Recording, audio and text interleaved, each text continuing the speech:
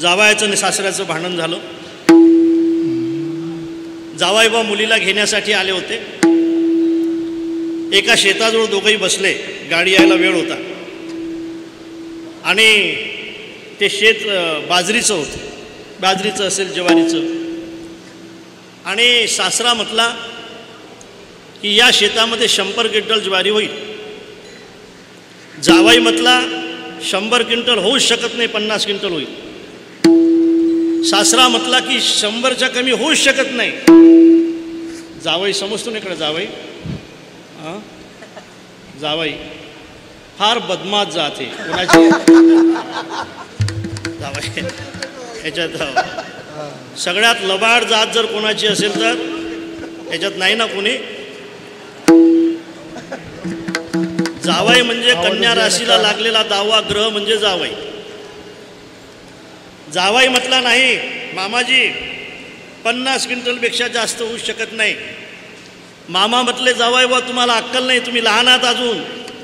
या शेतामध्ये 100 क्विंटल ज्वारी झालीच पाहिजे. झालं ना भांडण सुरू. बरं भांडण आता हातगाईस आलं. शेवटी इतकं हातगाईस आलं की जावई म्हटला 50 क्विंटल, सासरा म्हटला 100 क्विंटल. शेवटी सासरा ऐकायलाच तयार नाही. जावयाने सासरा खाली पाडला. सासऱ्याच्या छातीवर जावई बसला आणि असा घासायला लागला. त्यावेळेला ती मुलगी पाहत होती. एका बाजूने मालक आहेत, एका बाजूने बाप आहे. कसं करायचं आता.